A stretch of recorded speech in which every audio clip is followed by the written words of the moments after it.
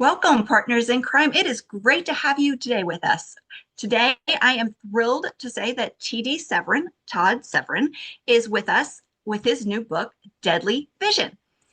So, let me tell you a little bit about Todd. He's a physician, a surgeon, and the award-winning author of the medical thriller, Deadly Vision. And trust me, I've read it. It is fabulous. He's an internationally renowned professor of medicine. He's published fiction and nonfiction worldwide since 1994. And Deadly Vision, the book we're here to talk about today, has earned multiple honors throughout the time. He's been named one of America's best ophthalmologists by Newsweek, and he's also received a Telly Award for medical television programming. He's an avid adventurer. He's explored Tibet, Everest, and the Great Barrier Reef, and other ancient sites along the globe. And he is currently in San Francisco, and he is working on his next medical thriller while he's running a rock label. What on earth? That is so much stuff. Welcome, Todd. Thank you, Gina. I'm honored to be here talking to you today. It's great to talk to you too. So to get started, and those who are new to Deadly Vision, can you tell us a little bit about this book? Sure. Deadly Vision is a medical thriller Mhm. that is based on the concept of performing microsurgery entirely within the realm of virtual reality. And then everything that can go horribly wrong within that world, and everything that could go possibly right within that world. So it's just an exploration of a very exciting present day, but still futuristic technology. Uh, Also looking at all the political and ethical ramifications that are involved in any sort of a new technology. And that was important to me to write a thriller, hopefully a nail biting, edge of your seat thriller. But I wanted it to really be an exploration of some very pressing issues involving new technology. And then in the end, the story is actually about our main character and his redemption. Yeah, I really enjoyed Taylor. I have to be really honest with you. I sat down to read a couple chapters so that I could work on your trailer. And then I thought I'll read it later for the interview. And I did not get up until I read the entire book. It was fabulous. So thank you so much for sharing that with us. Oh, thank you. That's amazing to hear. I appreciate that. Now, honestly, how do you fit everything in? I mean, you've got this medical thriller, you've got a practice, you're a teacher, and you've got a music label. That's a lot to pull together. Uh, yeah, I'm pretty good with time management. I have nice little lists everywhere I go to remind me of what I need to get done at any particular point in time. Um, I I think I can say that I simply don't waste time. I think there's a lot of time in a day if you're not wasting it. I do tend to get up at 4 o'clock every day, so I can get about 2.5 hours worth of work in before I go to work. Um, and that became a very valuable writing time for me because the house is quiet. I had the place to myself. And I'm somebody who needs quiet to write. I'm not somebody who likes music. You're not going to find me at a cafe, because what I'm writing is really, it's lost in my head. It's like this world that I need to be a part of. And I need to be able to, put myself into each one of these characters. And to do that, I really need the peace and the quiet so that I can focus on that. And the house is so quiet at that time of day. It's just me and my dog. The wife's not awake yet. The other dog's not awake yet. And so that's when I generally write. But for the most part, I'd say I simply just don't waste time. At the end of the day, from 9 till 10, 10:30, most people are probably going to watch television. So I just cut that out and I just go to bed. So I go to bed at 8:30 every night. I read for a half hour, whatever book I'm reading. Right now, I'm reading The Recruiter by Greg Podolsky, which is fabulous. And I usually fall asleep by 9, get up at 4. That's how I do it. That's a great day. Wow, you fit so much into that. Now, Deadly Vision is about the Virtual Heart Project. Can you tell us a little bit about what that entails? So if I can step back just a bit, the Mhm. first draft of this book actually came to me in 1994. And Yeah. what was happening in 1994 is that virtual reality, which was really quite primitive, was starting to be envisioned as a way to be a surgical simulator.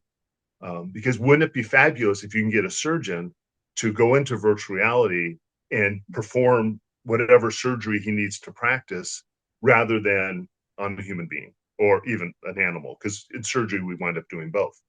Um, and so they were trying to use it as a surgical simulator, and it's still kind of being tried to do. 30 Yeah. years later, it still hasn't come to that sort of a fruition. But at that time, in my mind, I was thinking, well, gosh, if you can go in, I probably didn't say gosh, but I'll say it now. Well, gosh, if you can go in and use virtual reality as a surgical simulator, what if you could actually perform the surgery when you're in virtual reality? And that's what kind of started me on the story arc of a surgeon entering a virtual reality construct of a human heart that is his actual patient. And it's an incredibly detailed, microscopic, minutely correct representation of the patient's heart. And then you're walking through the heart, you're walking through the coronary arteries, you're inside of this organ. And if you could perform surgery in there while it's being mimicked inside the real patient, that was just fascinating to me. And that's what the Virtual Heart Project is. It's our hero, Dr. Taylor Abrams, entering a virtual recreation of his human patient's beating heart to perform life-saving surgery entirely within virtual reality while his actions are being mimicked by microrobotics inside the real patient. And that's crazy to think about. I had never really focused on what was the process for the angioplasty, which is what you talk about. And seeing the way that he went through it and what he was seeing and what he was doing, that was a complete revelation. And it was very medical, but it was very easy to understand. And not like all gross and gory and how medical stuff can get. It was really interesting, like completely fascinating. Yeah, the gross and gory part happened in the first chapter when Taylor does an open heart massage, which, by the way, it came from my reality experience. I just kind of wrote about an experience Mhm. that I'd had in the past. But yeah, angioplasty, when it comes to something like a lot of medical stuff, we tend to just group it into terms. Oh, my dad needs an angioplasty. Oh, Bill had an angioplasty. But what is an angioplasty? And how does it Right. actually happen? And why do we need something better than what we have today? And the reason is very simple, is because people are still dying. They're dying during the angioplasties. They're dying because of the angioplasties. And the whole goal is to open up the blood flow of the coronary arteries for the heart and try and stave off, more surgery like open heart surgery. So I did spend a fair amount of time in the cath lab right here. There's a cardiology. I'm in my medical office right now. There's a cardiac office just 2 buildings over, and they were kind and gracious enough to let me be a fly on the wall. And I hung out and I really began to understand everything that went on inside of that. And then I just had to imagine and envision what that would be like as a human being, now stepping inside of a coronary artery. I mean, what would it be like if you're inside? What would you feel? What would you smell? And one of the biggest revelations for me, and this might seem really basic to you, but to me, it was like, oh my God, light bulb. And that is, when you're inside of a blood vessel, blood is not red. At first I was a little freaked out that on my own mind. It's like, well, how can you see anything? Blood is just red. What can you focus on? But then I realized that blood is clear. The red blood cells are red. So if you Mhm. ever look at a microscope image on YouTube or wherever of a blood vessel and you see capillaries and you see blood flowing, you'll see that the blood is actually clear. It's the plasma. And it's carrying along the red blood cells and the platelets and the antibodies and the white blood cells, all that.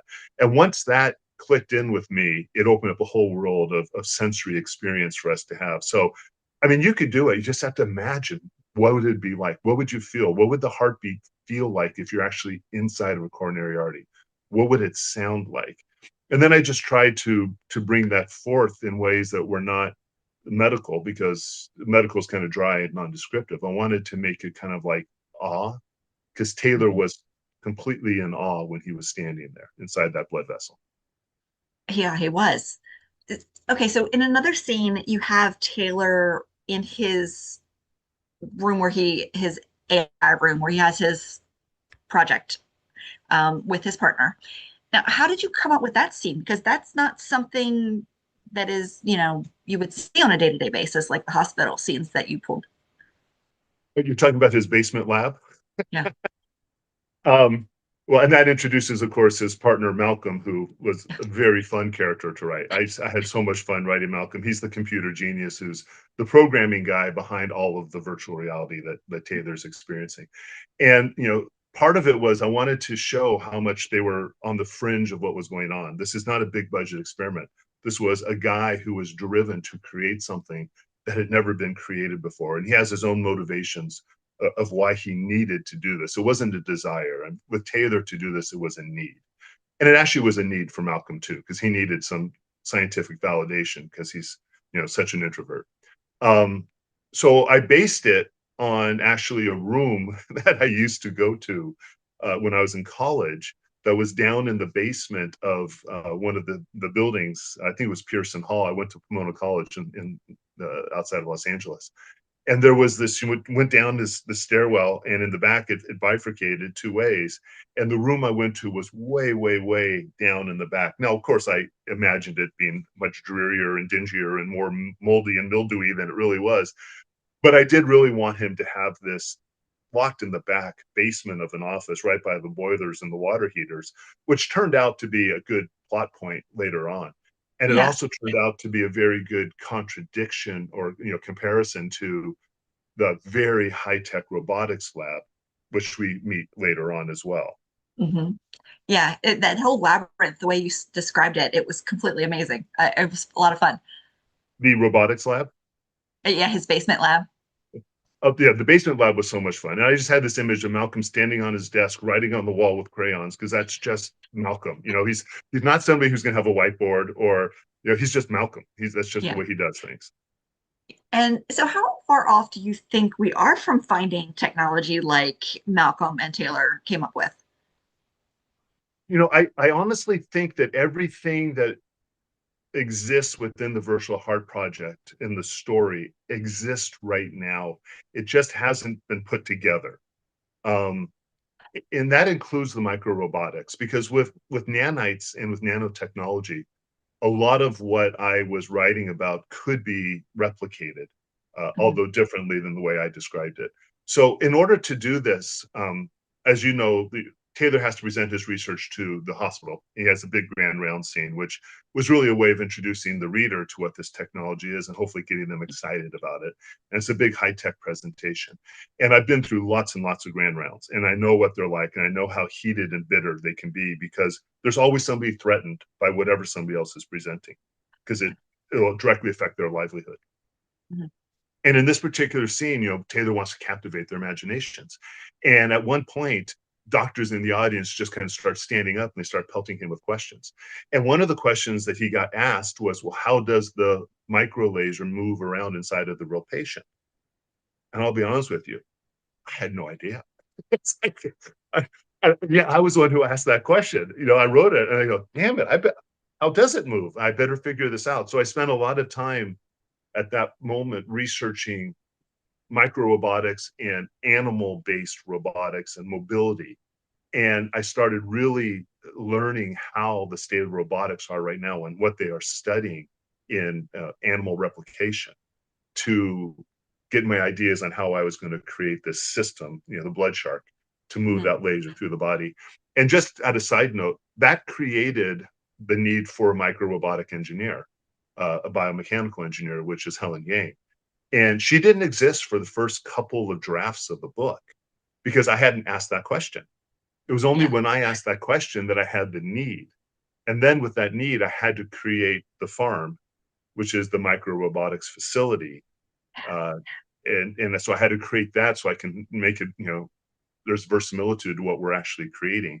And like I Mhm. said, and that created Helen. And then when Helen was introduced, the book changed completely.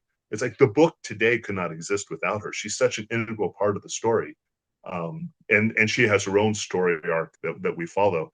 And it just kind of blows my mind that she didn't even exist for the first three or four versions of the book. So I would say that all that stuff is based upon real science. I just imagined it differently. Wow. Now, in addition to science and medical, you also pull in some political elements. Can you tell us why that was important? Because obviously they feel threatened as well. Well, yeah, it's a large part of it began with the very simple need to have a believable antagonist. Mhm. So if I'm creating the virtual heart project, which is a way to perform heart surgery inside of virtual reality, which by the way could then be telepresently done anywhere in the world. I could be here in my office and I can be operating on a patient in Pakistan as long as there's somebody there who can insert the catheter. So how could there be opposition? It's fascinating. It's fantastic. It's such an advancement. And the removal of the plaque in the artery can be done so much more detailed and so much more safely than what we're doing today. How can there be opposition? Um, so I had to create a really believable antagonist. And for that, I had two different layers of antagonists. The first layer was within the hospital itself. And that opposition was based upon ethical reasons, which really is prominent in our medical system today. And that is, how do we continue to pay for everything? Do we have equitable care delivery? How do we bring on more and more high-tech medicine, whatever it is, uh, with those costs when there are people who have very poor access to general medicines? And that's where our ethical doctor, Dr. Crawford, came in, Bennington Crawford, who overall in my mind was like the best character to write in the whole book. He was great. And then it also brought up our other doctor, Dr. William Preston, who's a cardiothoracic surgeon, who was imminently directly threatened by everything that Taylor's talking about. And that kind of lays out within a hospital setting exactly what's happening today. If I were to go to a hospital grand rounds right now, those are the things that would come up. There's always somebody who's petty and jealous because their livelihood is going to be threatened. And then there's always this bigger picture of how is society going to afford this? And then to elevate the stakes even more, we took it to the next level of opposition, which is on a national political level. And healthcare is absolutely, definitely one of the main topics in our nation right now. And we can talk about all these other little things that we're arguing about here, there, or that, or the other, but healthcare is still the biggest thing, and it's a huge problem in this country, and it's eating up a tremendous amount of resource, eats up a tremendous amount of GMP, and we don't have a good medical delivery system. In fact, as we talk about in the book, we rank way down the list on the WHO list of effective healthcare delivery. We're down below countries like Malta and Oman, and we're way down there because our system is broken. And the fixes that have been attempted along the way are just feeding into the broken system. Nobody's actually revolutionizing it. And so with that as a background, and now you're introducing this technology, which is high tech, which now, again, you have access issues, that's going to cause a lot of ripples. And so I wanted that to be a real flashpoint within a presidential campaign. Yeah, and you tie it in so well. And the way that Taylor is personally involved with the political as well as the medical. So he's got a little bit of everything. And his background causes issues because he has a troubled past. Now, why was that important for his character? It was really important for his character, primarily because no rational human being would have continued what he was confronted with, Mm, um, unless he was driven beyond natural reason. So, we talk about politics, we talk about ethics, but I hopefully, and you can tell me if I succeeded, this whole thing is actually a thriller. Those are frameworks with which the stakes are being amped, and one guy's life is being sabotaged and destroyed mhm, while he's desperately trying to achieve something which is near unachievable. And he refuses to give up, despite murders happening around him, despite death, despite sabotage, despite his entire life being taken apart right before his eyes, and the guy never is going to give up. And to do that, you have to have a reason. It can't be just for the good of medicine, and it can't be, oh, because I'm a doctor, I need to save lives, oh, look at me. No, it's got to be somebody who is so badly damaged, who's so flawed, that he's going to persevere beyond the normal breaking point that you or I would have had, in my mind anyways. yeah, I felt like you pulled his character together really well. The reasons for him running, the reasons for him persevering, absolutely fit the mold. Yeah. Thank you. Thank Uh, you. so in writing Deadly Vision, which character surprised you the most as you wrote them? Oh, that is such a good question. Which character surprised me the most Mhm. was probably either Malcolm, because Malcolm grew some big boy pants, He did. throughout the story, and yet I felt that his development was natural. It's like I don't feel anybody ever would say, "Well, wait, he's this wimpy, passive, nerdy guy who's, on all of a sudden he's Superman," because he doesn't go through that type of a story arc. But you can see Malcolm growing throughout the story arc, and a lot of that had to do with the presence of Helen as well. And Yeah. that their relationship to me was probably the most surprising thing in the whole book because again, it didn't exist. Mhm. I mean, for several drafts of the book, and I had an agent for the book. It went to the major publishers, and that whole storyline didn't exist. So when Ah, I realized that I had to create, this biomechanical engineer, and I made her this very, fun in my mind, sarcastic, sharp woman. Um, mhm. and then I put her into the story, things just happened. None of that was envisioned. Her first meeting with Malcolm, I hadn't preconceived. I Yeah. hadn't even preconceived that Malcolm was going to be so terrified of her when I first created her. It's just the way his character is. And the way she is, I mean, Helen's brilliant and she comes off as really sharp and sarcastic, but if you go back to the beginning scene when you go to the farm and they go visit her for the first time and he says, we're here to see Dr. Yang, and the guard says, which one? And he starts listing off a name. There's a William or Ronald or Bill or Tom or Hel. They're all men. And that's the story. She is a woman in a very, very male dominated field. She's had to do and persevere things that I can't imagine because I have the benefit of being a man in that situation. She's constantly being, plus she's a petite woman. So she's constantly being minimized. She's constantly being, overshadowed. She's got to be tough.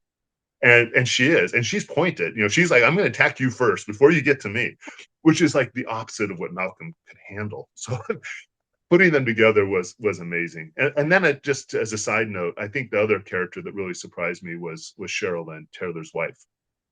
I consider Sherilyn to be the single strongest character in the whole book because her strength is the only thing that gets Taylor through. And she has doubt and she has her moments of crisis. And it's not all lovey dovey. Oh, I'm here for my man, because it's not. But in the end, she is always there. Her strength is what gets Taylor through.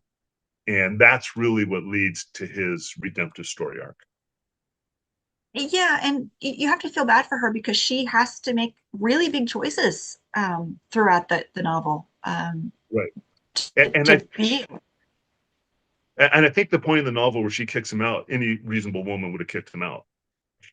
And if you read the book, and it was deserved, and at that point, any reasonable man would have stopped, but he didn't.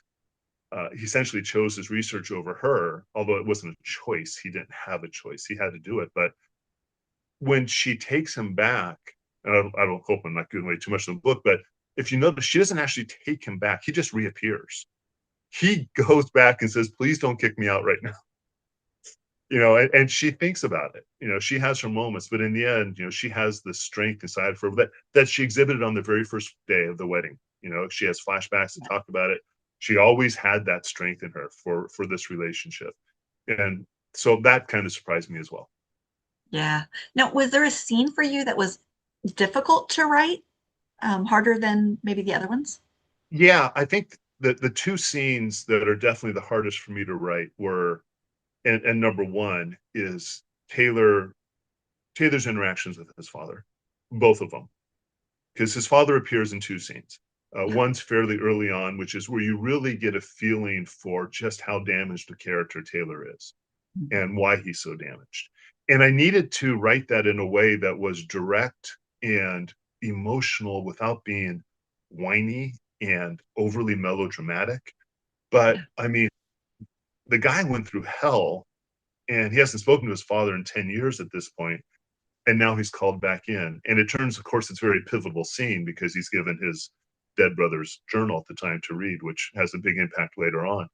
But that scene had to ring true. If that was just like, "Wah, you were a bad daddy," it's like, it couldn't. It had to be tight. And Sherilyn's there to witness the whole thing, which is an insight into Taylor that she never had because he never spoke to her about this sort of stuff. And then the flip side to that is later on in the book when he goes back to see his father after he's read the journal. And that one is it's such an emotional scene for me when I was writing it. You know, Oh yeah. I'm trying to bring myself to the point of tears in writing it without it being maudlin and again melodramatic. And Mhm. I didn't. I don't really know how to write that. I don't know how to write that stuff. So I just did it, you know, and I tried to hold back on a lot of the internal over dramatizing Yeah. and just focus really on the moment of what's happening, which is why there's so much pauses in the middle there and stillness. And I think at one point I used a cockroach going across the floor as like a analogy for their situation. And I hope it worked out. Those are the two hardest scenes for me to write. It was really good because you saw him overcome his hurt and his pain, but there was still the anger and the hurt. I mean, it just was different. So growth and progress, but still, I mean, it was really hard for both of them. Which of course leads all to the big conclusion. Mhm. Which also, by the way, wasn't originally planned. That did that's because that's not the way the book originally was going to end with the way it ended. That developed naturally as the story progressed. Yeah, there were some pretty big scenes at the end of that. And but everything led up to that, so it wasn't surprising or like jarring. It just flowed. But there were some pretty big scenes at the end. Yeah, thank you. I hope so. In my mind, you know, I'd gone through this story and I got to the point where okay, things need to resolve. And Mhm. there's so many different storylines that are happening at the same time. You know, there's I mean, there's so many there's at least 5 or 6 different things that have to be resolved. And to resolve them sequentially would have been so anticlimactic. I needed to come up with a way that everything, the people pursuing Taylor's research, the presidential election, everything that's happening gets resolved in one moment. And so I had to create a process with which that would be possible. I hope it succeeded. That was a fun scene to write because I I'm can imagine. popping back and forth, but it's trying to stay all tied together. So that was fun to write, but boy, that I had to work on that one. It was amazing. Yeah, I could not put the book down. Really good job. Thanks. Thank you. So how have your colleagues and patients reacted to this new life they see? Um, Amazingly well. I mean, Uh, tremendously well.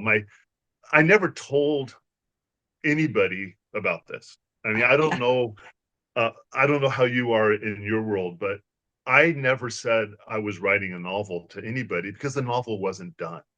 You yeah, know, I'm not a novelist. I'm not a writer until I finished a book. And in my mind, that meant it had to be published. And I was right. pretty determined not to self-publish. I wanted to have a publisher just for a little, you know, little stamp on it, you know, however small that stamp might be. I wanted to get a publisher for it. So none of them knew. And it's just like all of a sudden one day they come in and now I have books in the office for sale and everybody's been asking about it. And it's been wonderful. They've been so supportive. Even those who don't like it, they're being so supportive. You know, many of them have asked me to attend their book clubs, and so I've attended like 10 or 15 book clubs now where we talk about the book. And you know, I've been one thing that you may not know is that a lot of the book is set in a town called Danville. Mhm. And right now, my office that we're sitting in is in a town called San Ramon, which is next door. I live in Danville. I grew up in Danville. I've been Oh, there since third grade. Of course, I left for my medical training, yada yada. But mhm. I spent my entire life in Danville, so it was kind of important for me to bring Danville back into the story, which I do as a setting point. And Yeah, to me, it's a very important setting point because it really expresses a tone and a mood, particularly his father's house and the way Danville used to be with the walnut orchards and the ranches. It was all important to bring that in.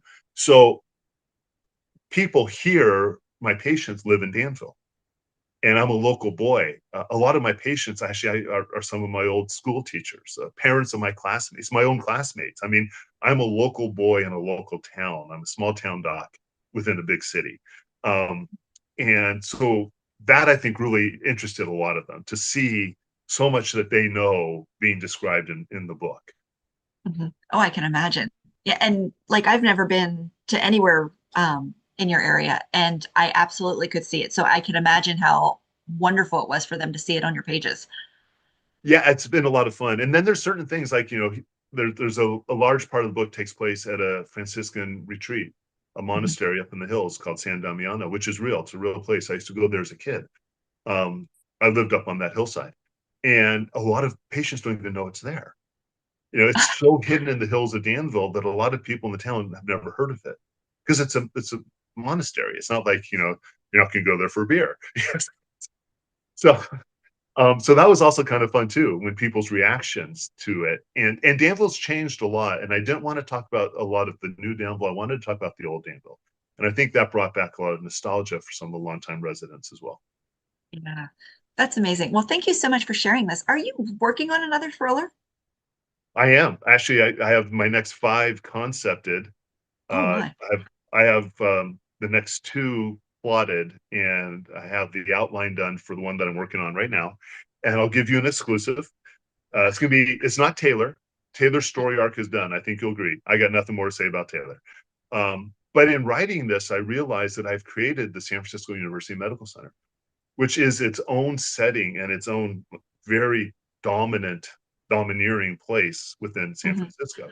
And in doing that, it's populated with all these interesting characters. Now, I don't think Helen's going to make an appearance because I'm not doing microrobotics, but every story could use a computer genius. So Malcolm might appear. Every story can use a hired killer. So Edgar Ross can reappear.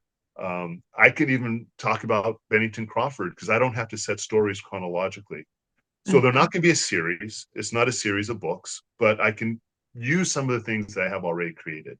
So the next story will not involve Taylor. It's a different topic of medicine. It's going to be based in genetic medicine. And the title of that book is called The Killing Factor. And that one's going to take things even farther politically and nationally than what I've done with. I think you can look for that for all my books. We're going to take a topic in science, we're going to Mhm. twist it, come up with the worst case scenarios, how that can become a thriller, and we're going to throw in the politics and the ethics of it because that's so important. Every flashpoint in medicine is why, what's going on, what's happening, and that just creates its own world of oppositions. So the Killing Factor is the next novel. I'm as I told you earlier, I'm in the process of moving, so I don't think I'm actually going to start the first draft of that until the move is done. So look, by the end of the year, I hope to have the first draft done. So we'll be looking by 2027 to get that book out. Oh, that's so exciting. I can't wait. Okay, so before we get off here, I have one question. If Deadly Vision were a movie or a TV show, who would you most want to get, what would you most want the adaptation to get right? Like which part of it is the most? Yeah, thank you. That's a very, when you first were presenting the question to me, because you Mhm. should send me that question to think about. My first thought is like, who's going to play the character or which studio, and I don't know any of those things. My wife spends her time thinking about who's going to play which character, and I don't, I can't. I will tell you that Bennington Crawford Mhm. was 100% patterned after Morgan Freeman from 30 years ago, right? When I first started writing this character, the tone of his voice, the way he speaks, his cadence, that was all. I mean, Morgan Completely Freeman see did. that. I'm afraid Morgan might be too old to play that character now, but still, Morgan's pretty amazing. So Morgan, jump in. Um, in getting it right, I think that would be most important to me is that they get the character of Taylor right, because the book is so visual. Everything that happens is described in such a visual, exciting, near scientific science fiction fashion that it'd be so easy to focus on just the virtual reality technology and do all these special effects and all this stuff, and it'd be fabulous. But that's not what the book is about. The book isn't about all of this stuff. That's the vehicle to tell the story of this one very, very damaged character and the people who support him as he goes through this arc to truly find a redemption and to have a growth arc that is like palpable, actually, just from the beginning to that very end, the epilogue. And that's they have to get that right to me because Taylor is the backbone of the story. The technology is cool and the special effects will be amazing. Put me in a blood vessel, whoa, that'd be awesome. but it doesn't have any heart unless it has heart. And the heart of the story is Taylor and his interaction, particularly with Sherilyn. Excellent. Yeah, I completely agree. Thank you so much for visiting with us. Gina, it's been wonderful. Thank you for taking the time. Thank you. And everybody, check out the show notes. You can get your copy of Deadly Vision. Trust me, you're going to want to read this one. Thank you so much. Thank you.